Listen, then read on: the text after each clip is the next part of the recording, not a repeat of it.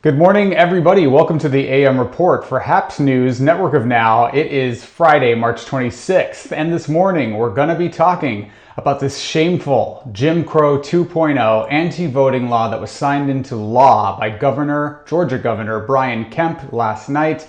We're going to talk about the state congresswoman who was arrested merely for knocking on his door. We're going to talk about Joe Biden's first press conference and the topics he covered in that conference, and his very, very strong, biting words against this Georgia legislation. And we're going to cover some interesting COVID-19 news this morning and cover some of today's top headlines. All of this and more on the AM Report.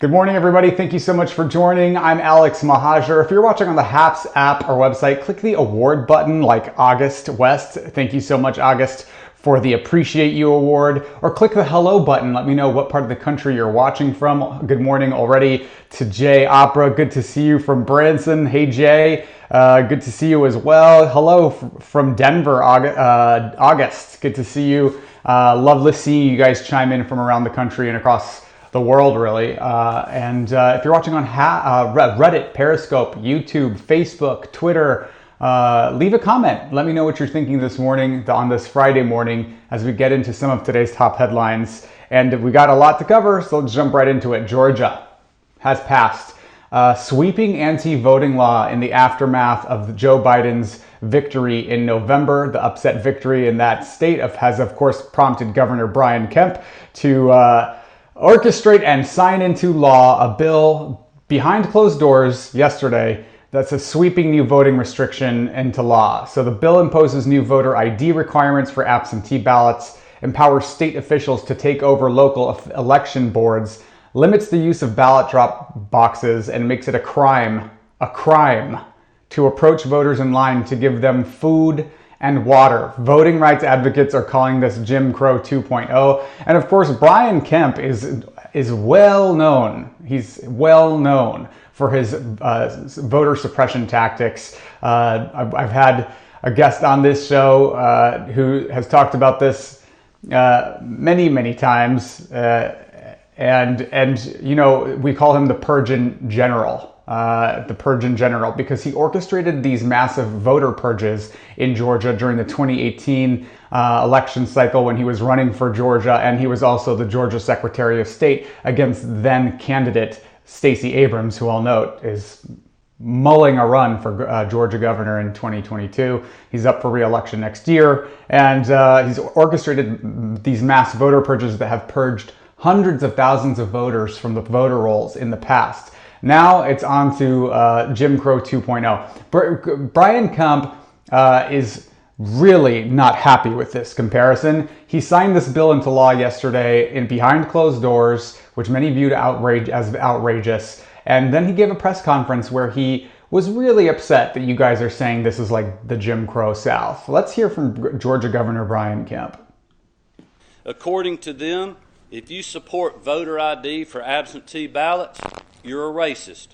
According to them, if you believe in protecting the security and sanctity of the ballot box, you're a, quote, Jim Crow in a suit and tie, end quote. I've fought these partisan activists tooth and nail for over 10 years to keep our elections secure, accessible, and fair. Like before, I'm sure they will threaten, boycott, sue, demonize, and team up with their friends in the national media to call me everything in the book.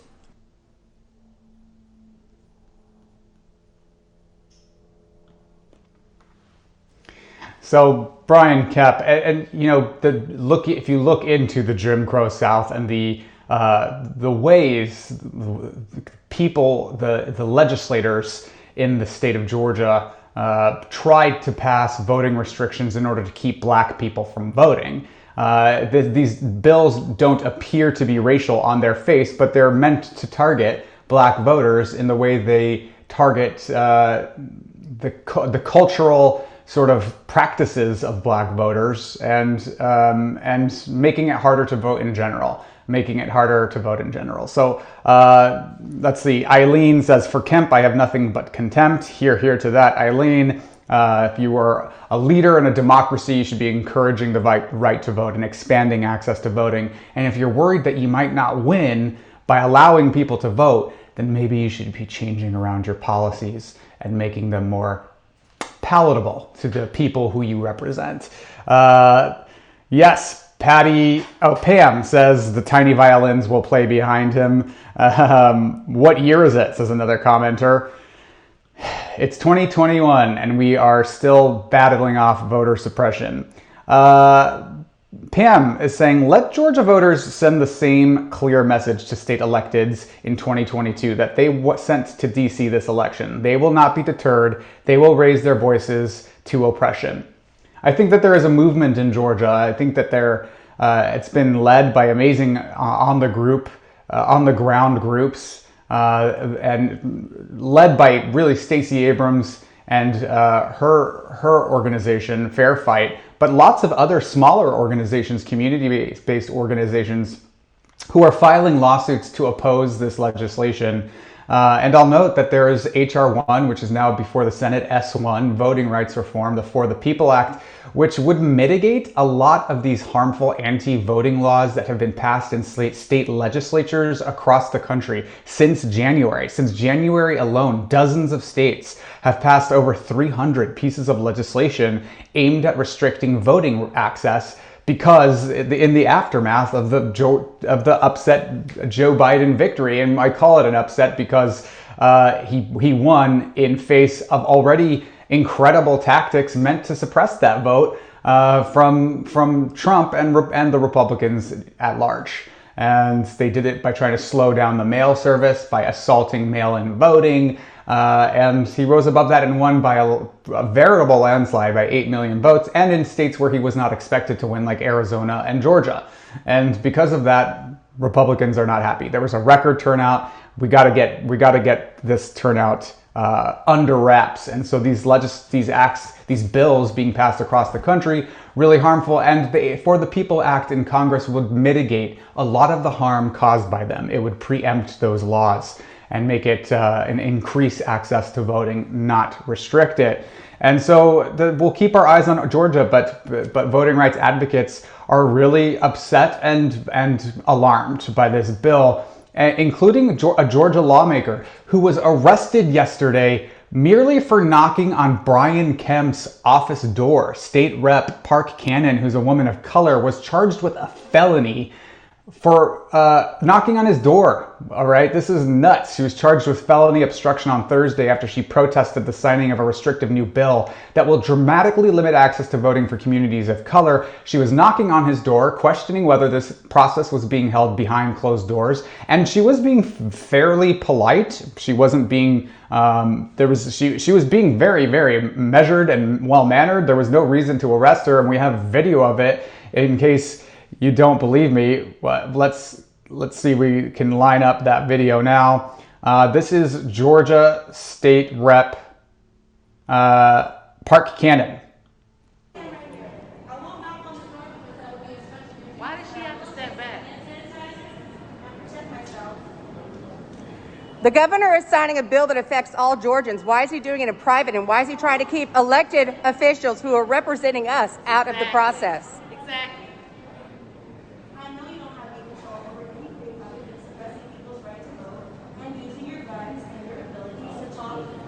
Yeah, you said you give her one more time, like you're going to do something.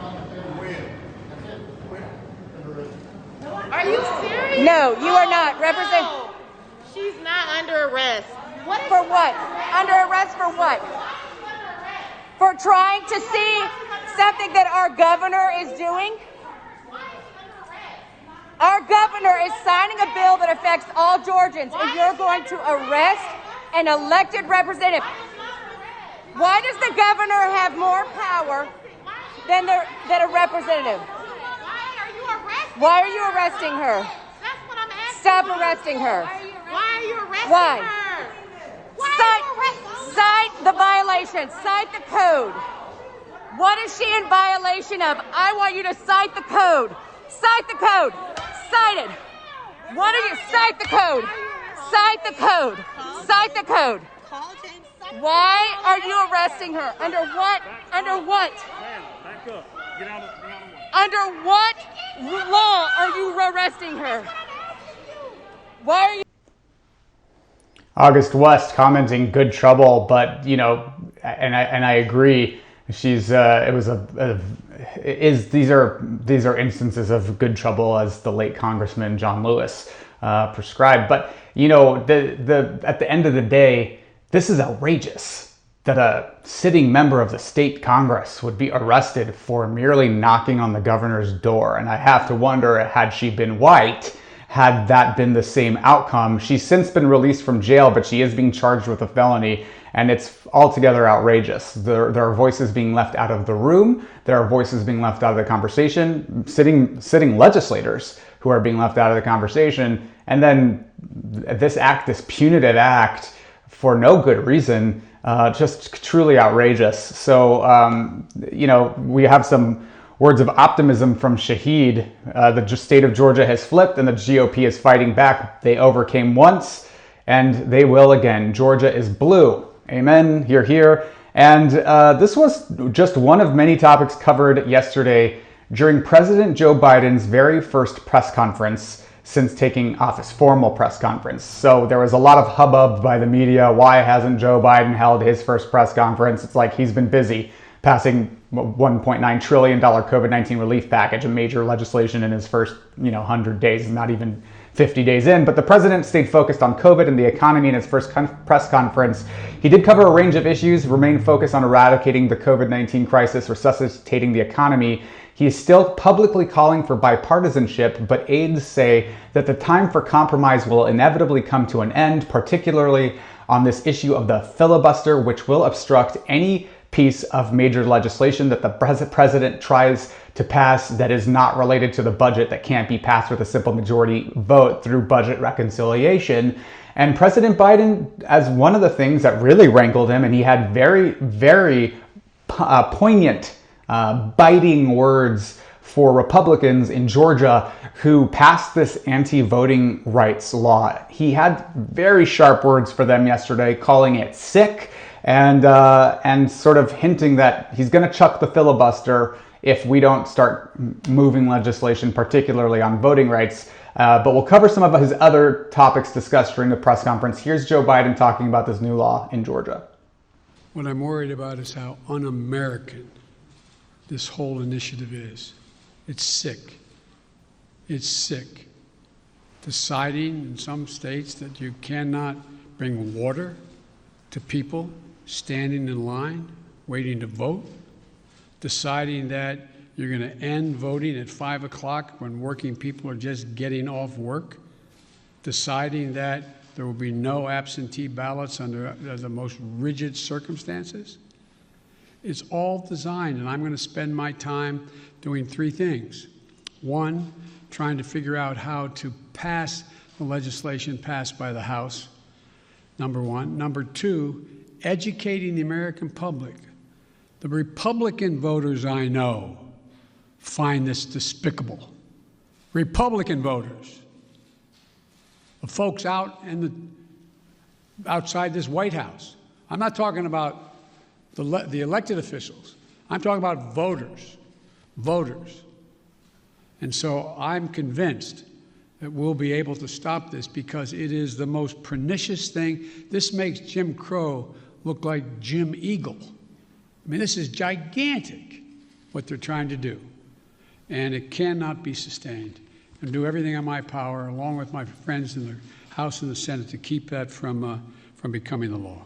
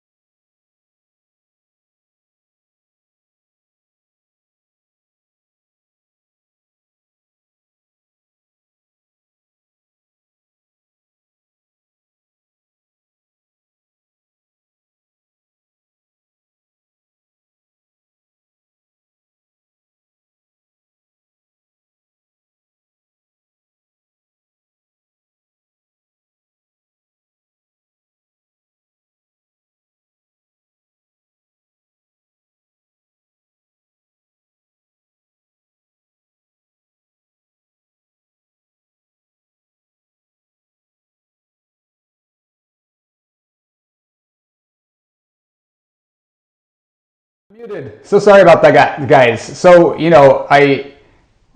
thank you. I see your comments. Mute has been off for at least 30 seconds. I am so sorry. No sound.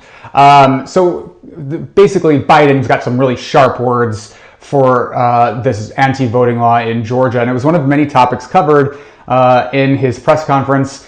Cullen commented, "I know that New York City Council just voted to end qualified immunity, and police are going to arrest people. They should be required to recite the code or law under which they're being arrested." And I'll also note that there was some more positive news coming from an unlikely place. The Supreme Court yesterday found in a decision that, because we know the Supreme Court now has a conservative majority, found a decision that made it basically making it harder for police to shoot people with impunity. Justice John Roberts found, and I quote, that the application of physical force to the body of a person with intent to restrain is considered a seizure. And of course, once police are seizing, are active detaining or seizing someone, there are new rights triggered for that person. Police cannot seize someone even if they do not successfully restrain them. Police can seize someone even if they do not successfully restrain them. And this basically means that the police can't use the Fourth Amendment to absolve themselves of culpability when they shoot somebody. So this is some positive news coming out of the Supreme Court on that issue, Cullen. And I'm glad that the New York City Council ended qualified immunity. Qualified immunity needs to go. It's allowed for abhorrent abuse of power by the police, generally speaking. So other topics that Biden covered during this press conference, the filibuster, he is suggesting that the filibuster must go in order to eliminate the threat of these anti-voting rights bills across the country. And he talked about the immigration issue. There has been an influx of unaccompanied minors arriving at the U.S.-Mexico border. President Biden has appointed Vice President Kamala Harris to lead the efforts on this, and he said that his administration is working to safely house children, calling the conditions they face in overcrowded facilities unacceptable, and laying some of the blame at the former president's feet, former President Trump, saying the increase in migration is rooted in difficult conditions in Central America, but the overcrowding at U.S. facilities at the border are due to the practices and policies of the former President Donald Trump. He also announced he will withdraw troops from Afghanistan as promised, but didn't give us a timetable on that. And he discussed his COVID-19 goals. He has a new vaccination goal since he breezed past his goal of 100 million shots in 100 million days. That has now since been upped. He is now saying the White House has a new goal of 200 million shots in the first 100 days in office. And that's coming right on time because a new study has shown that the U.S. could have avoided as many as 400,000 COVID-19 deaths had they implemented better policies and procedures earlier on. The widespread use of face coverings, social distancing, and testing in the run-up to a vaccine rollout could have saved lives up to 400,000. I'll note the death toll right now is somewhere hovering around 540,000 deaths. The U.S. death rate has dropped precipitously despite a spike in infections in some states because of this emerging new variant, but we are down to about 100,000 deaths a day. 1,000 deaths a day. Oh my God, not 1,000 deaths a day. 1,000 deaths a day is still a lot. That's far too many. But this is heartening news that there has been such a sharp decline in new infections and deaths. We need to get that number far lower. We need to eradicate it. Wearing a mask, getting your vaccine will help in that effort. Around 15% of American adults have now been vaccinated, and we need that number to be around 75% in order to start achieving herd immunity, where we no longer really need to worry about new infections out and about in the community. So that's what we got for you this morning on the AM Report for HAPS News Network of Now. We are live every weekday morning with all of your quick political news and headlines to get your day started right. If you like this journalism, if you like this content, please consider sponsoring it. You can do that at haps.tv/@Alex, where you can become a recurring monthly sponsor like Cullen. And thank you, Cullen, for the Stay Safe Award. I want to thank you, August, for the Appreciate You Award. You can click the award button. Let me know you're enjoying the broadcast, or you can buy me a cup of coffee, or just click subscribe and get a notification when we go live every morning. We'll be back next week, And have a safe weekend, everybody. Happy Cesar Chavez Day, and we will talk to y'all next week. Have a good one.